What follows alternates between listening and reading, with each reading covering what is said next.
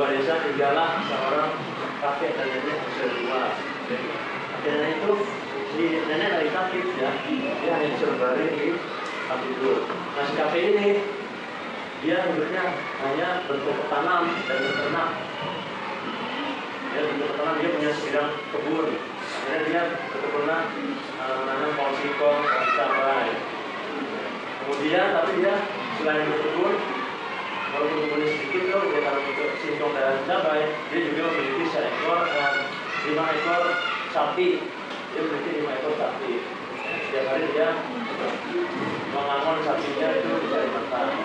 Nah, terus hari satu hari si ibunya tidak bisa apa-apa kan, sakit ya, hanya berbaring ya. Jadi si abangnya aja, si bapaknya itu yang mencari makan. Nah terus pada suatu hari si abang membawa sapi-sapinya itu 5 ekor itu untuk diangon sama dia di sebuah pada rumput. Nah, pada rumput itu entah punya siapa gitu kan ya. Nah sekarang ketika dia mengangon sapi di pada rumput itu, ya sapinya biasanya dibebaskan untuk mencari makan, mengambil itu dan Tuhan. Nah tanpa disadari si apa kaget tuh, sapinya kok dia punya perut yang satu, ternyata sapinya yang tadi nyangkut di pohon yang bercabang ya. Sapinya nyangkut di pohon yang bercabang satu ya. Akhirnya siapa karena dia bawa arit ya, akhirnya apa yang dilakukan? Coba ada yang tahu nggak apa yang dilakukan? Apa yang dipotong? Ya cabang pohonnya dipotong ya, cabangnya bercabang begini satu pohon, dan sapinya kejepit di tengah-tengah. Nah, dan itu sapinya sulit dikeluarin. Apa yang dilakukan? Coba memotong apa? Memotong salah satu cabangnya ya. Akhirnya satu cabang dipotong, baru kan berlepas sapi itu. Ya.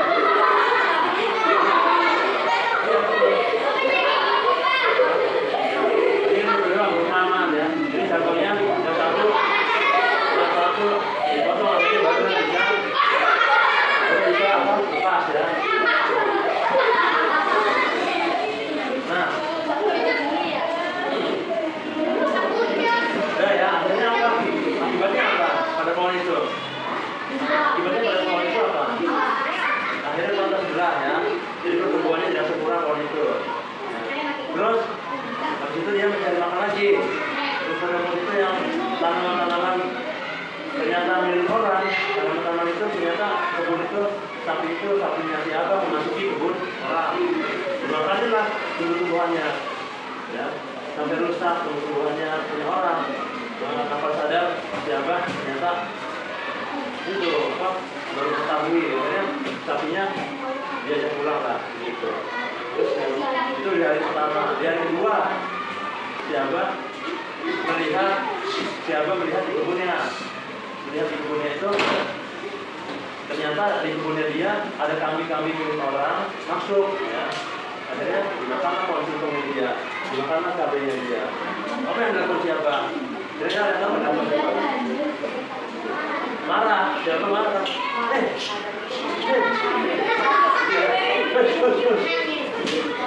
Si kambingnya itu ada saking banyak kambing yang masuk, ada lebih dari 10. Si kambing itu apa? Si abah itu marah, menemboklah si kambing itu supaya pergi, ya gitu ya. Nah, dipuklah dari sapi itu sama si abah. Karena si sapi itu ngeyel ya, bisa diusir. Akhirnya dipuk lah, kencangnya dia, kencangnya. Nah, ini di hari pertama dan di hari kedua, ternyata seperti ini kejadian itu yang membuat si abah bertindak yang tidak di luar asalnya. Nah, ini kalau gue sampaikan cerita itu, coba sekarang kalian ya, maksudnya ceritanya singkat tadi ya.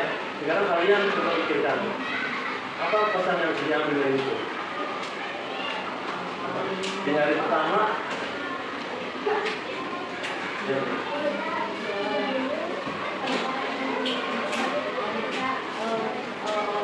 ya, tuh, ini cara ya. Harus izin dulu, bisa masuk ya. Izin pemiliknya, cukup. Terus apa lagi yang bisa? Pada hari pertama, apa yang dilakukan Abang tadi? Untuk menghilangkan rusaknya, memotong pohonnya ya, hingga sebelah. Ya, itu kan sebenarnya merusak ya, sebenarnya merusak tanaman. Nah, pada hari kedua, pada hari pertama siapa ingin membela sapinya miliknya dia, tapi dia tidak memikirkan tumbuhan situ ya, tumbuhannya. Pada hari kedua siapa hanya memikirkan apanya, kebunnya. Siapa hanya memikirkan kebunnya, tanpa memikirkan hewan yang ditimbuknya. Padahal ditimbuk sakit ya, ya ditimbuk kan ya. Ya, itu ada 3. Yang pertama manusia, 2 hewan, dan 3 tumbuhan. Nah, bagaimana cara pandang kita? Kenapa siapa kok bisa demi menyelamatkan sapinya dia merusak pohon? Ya, padahal dia pohon itu nggak begitu juga ya. Siapa demi hari kedua dia demi menyelamatkan kebunnya, dia menimbuk menyakiti hewan lain, ya kan? Itu dia nggak begitu juga. Sekarang begini. Bagaimana cara kita? Apakah kita menjalankan kehidupan kita dari cara pandang kita doang? Artinya, Pak Guru punya sapi, itu. Pak Guru punya sapi, Pak Guru nggak mikirin sapi orang lain. Pak Guru punya sapi, Pak Guru nggak mikirin tumbuhan orang lain. Dan makanan sapi itu. Terus, apa namanya? Pak minta izin dibagi pohon untuk makanan sapi. Terus yang kedua, Pak Guru punya tumbuhan, tanpa mikirin tumbuhan lain, tanpa mikirin kambing lain yang dilukai. Nah, itulah ya. Jadi Pak Guru mau bilang ya sama kalian juga. Nah, ketika kalian menjalani hidup ini, kalian juga bisa memikirkan dampaknya dari kehidupan ini ya. Jadi bertindak itu bukan karena bertindak itu bukan hanya pada pikiran kita doang, tapi kita sampaikan merasakan apa sih nanti dampaknya bagi mereka, apa sih dampaknya